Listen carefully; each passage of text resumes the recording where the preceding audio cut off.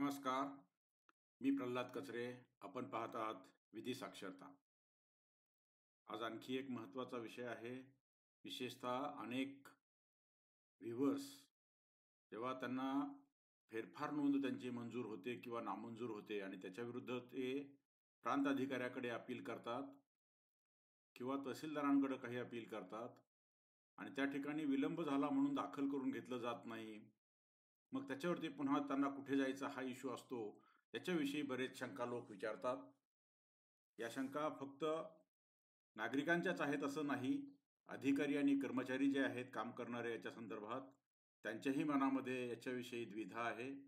शिवाय निरनिराळ्या नागरिकांची कामं घेऊन जाणारे जी काही प्रतिनिधी असतील, वकील मंडळी किंवा विधी व्यवसाय असतील, त्यांच्याही मनामध्ये याविषयी संभ्रम आहे.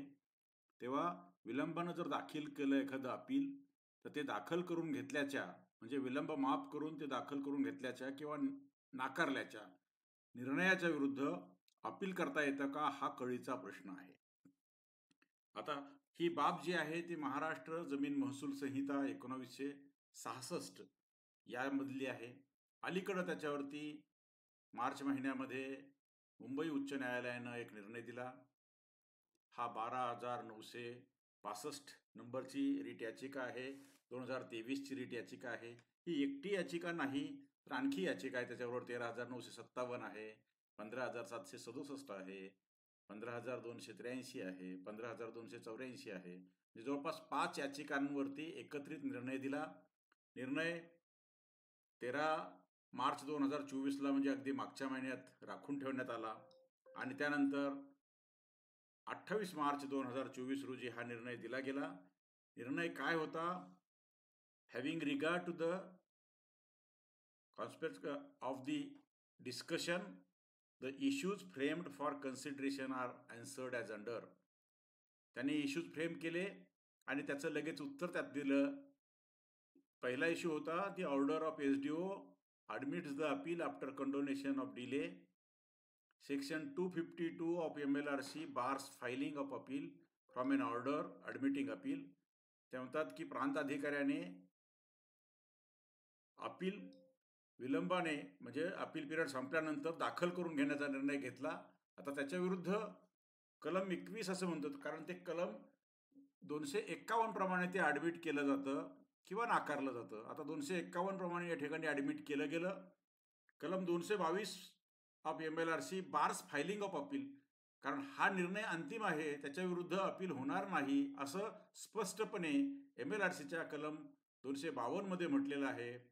आणि मग हायकोर्ट असं म्हणतं the only remedy available to the petitioner is remedy of revision. म्हणजे 257 खाली रिव्हिजन करता येईल आणि रिव्हिजन कुणाकडे जाईल तर ते शासनाकडे जाईल, दुसरीकडे नाही, म्हणजे गव्हर्नमेंटकडेच जाईल असं त्या जजमेंटमध्ये म्हटलेलं आहे. जजमेंट इंटरेस्टिंग आहे, वाचावं. बाय व्हर्च्यू ऑफ सेक्शन 259 यातला 259 हा जो कलम आहे MLRC मधला, महाराष्ट्र लँड रेव्हेन्यू कोड मधला, the order admitting appeal is being a final order and no appeal lies from such decision, the revision would lie before the state government.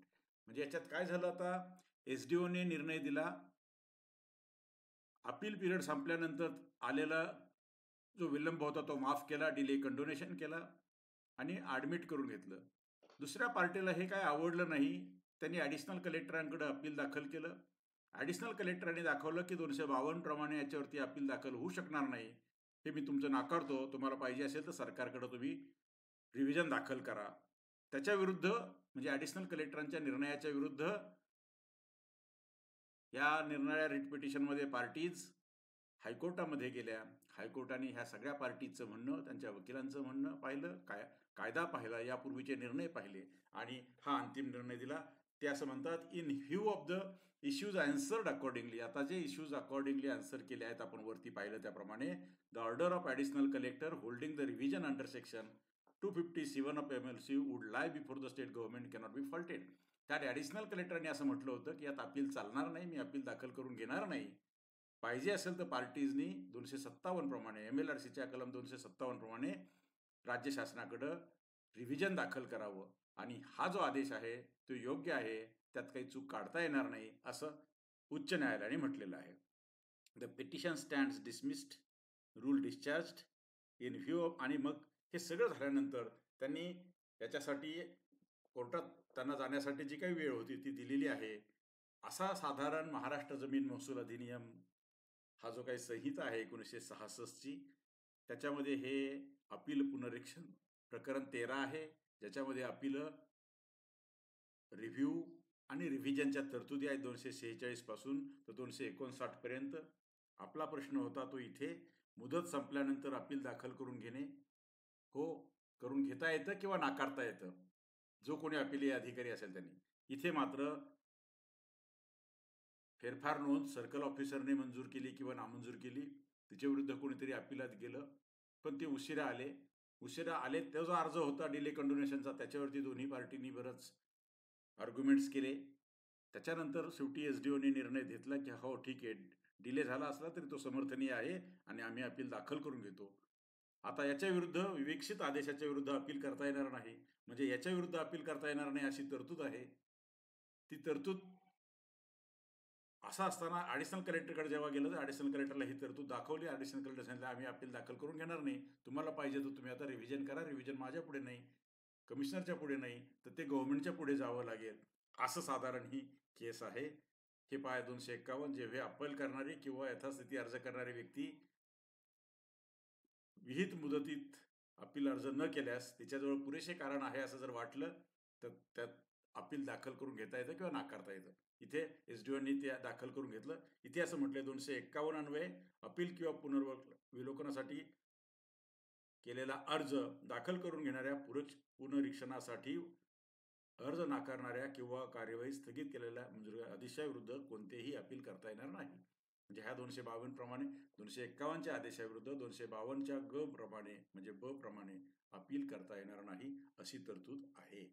तेव्हा हे आणि 59 मध्ये म्हटलेलं आहे की जर एखाद्या आदेशाच्या विरुद्ध अपील करता येणार नाही म्हणजे तो अंतिम आहे, आणि अशा अंतिमच्या विरुद्ध जर काही करायचं असेल तर केवळ राज्य शासनानेच कलम 257च्या तरतुदीने असा कोणताही निर्णय किंवा सुधारणे करणे, म्हणजे रिव्हिजन जर झालं तर ते रिव्हिजन आता ॲडिशनल कलेक्टरांच्या पुढे होणार नाही किंवा कमिशनरच्या पुढे होणार नाही, ते फक्त राज्य शासनाच्या पुढे होईल, असा या 259चा अर्थ आहे.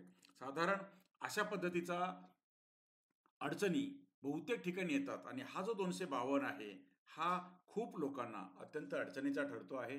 असे साधारण आपले जे श्रोते आहेत किंवा आपले जे व्ह्युअर्स आहेत त्यांचं म्हणणं आहे की 252 प्रमाणे 251 प्रमाणे जेव्हा कुठलाही अपिली अधिकारी अपील नाकारतो, विलोकन नाकारतो किंवा रिव्हिजन नाकारतो, अशाच्या विरुद्ध अपील असलं पाहिजे. कारण ही जवळची रेमेडी असली पाहिजे. शासनाकडे गेल्यानंतर खूप वेळ लागतो, शासनाकडे कामं खूप असतात आणि तिथपर्यंत जायला कोणताही सामान्य जो काही पक्षकार असतो, शेतकरी असतो, ते त्यांना अडचणीचं, त्रासाचं, खर्चाचं आणि एकूणच गैरसोयीचं असतं. त्यामुळं हा जो कलम आहे, हा महाराष्ट्र जमीन महसूल अधिनियमाचा जो कलम आहे, हा पक्षकारांच्या दृष्टीने, नंतर काम करणाऱ्या सर्वांच्या दृष्टीने हा अडचणीचा आहे, असं साधारण फीडबॅक कॉमेंटच्या माध्यमातून, ईमेलच्या माध्यमातून लोक पाठवतात. पण या निमित्तानं जेव्हा लोक विचारतात की SDOच्या अपिलावरती ॲडिशनल कलेक्टर दाखल करून घेत नाहीत किंवा ॲडिशनल कलेक्टरांनी जाणतेपणाने दाखल करून घेतलं, नेमका कायदा काय आहे? तेव्हा त्या कायदा नेमका काय आहे? तर असं अपील दाखल करून घेता येत नाही. झालंच तर फक्त रिव्हिजन होतं आणि ते रिव्हिजन 257 प्रमाणे रेड विथ 259 फक्त राज्य शासनाकडेच होतं. ही त्यातली कायदेशीर परिस्थिती आहे. तेव्हा या उच्च न्यायालयाच्या रिट पिटिशनच्या निमित्तानं आपल्याला ही जी कलम 251, 52, 257 आणि 259 या 4 कलमांची जी काही सांगड घालून कायदेशीर परिस्थिती होती ती आपण या ठिकाणी चर्चा केली. आजचा जो काही विधी साक्षरतेचा भाग होता हा विलंबाने जर का एखादा अपील दाखल झालं तर महसूलमध्ये काय कार्यपद्धती आहे हे समजून घेण्याचा होता. हे जे आपण आता रिट पिटिशन पाहिले ते सर्व रिट पिटिशन, त्याच्या आधीचे रिट पिटिशन, ही जी माहिती आहे जर कोणाला वाचायची असेल तर ती उच्च न्यायालयाच्या वेबसाईटवरती उपलब्ध आहे. जर कोणाला कुठे मिळाली नाहीच तर आपल्या जे काही मेंबर डाउनलोडची आपल्याकडे लिंक असते डिस्क्रिप्शनमध्ये, त्या डिस्क्रिप्शनच्या लिंकवर आपण जरूर जावं. त्या लिंकवरून आपल्याला नक्की ते डाउनलोड करून घेता येईल. आपण ॲक्सेस मागितलं तर आपल्याला ॲक्सेस देण्यात येईल. आपण या व्हिडिओच्या खाली देखील ती लिंक देऊ. आपण नक्की हे जजमेंट वाचा. त्या जजमेंटमध्ये उल्लेख केलेले इतर जजमेंट्स वाचा. इथं जितके उपलब्ध आहेत ते सर्व जजमेंट इथं पुटअप केले जातील. आपण ते अभ्यास करा. ते सेक्शन्स पुन्हा एकदा वाचा आणि तो आहेत तोपर्यंत त्या पद्धतीने आपल्याला कायद्याच्या पद्धतीने जर का कुठे डिले होत असेल किंवा डिले झालेला असेल आणि कुणाच्या अशा अडचणी असतील, त्यासाठी त्याचा नेमका वापर करावा. जर आपण यापूर्वी सबस्क्राईब केलं नसेल, तर नक्की सबस्क्राईब करा. जर का आपल्याला हे आवडलं असेल, हा व्हिडिओ आवडला असेल, तर आपण लाईक पण करा. आपल्या मित्रपरिचितांनाही लाईक करायला सांगा. असंच लाईक करत राहा, शेअर करत राहा, फॉरवर्ड करत राहा. पुन्हा एकदा अशाच महत्त्वपूर्ण विषयावरती माहितीपूर्ण व्हिडिओसह आपण लवकरच भेटूया. तोपर्यंत मी थांबतो. धन्यवाद.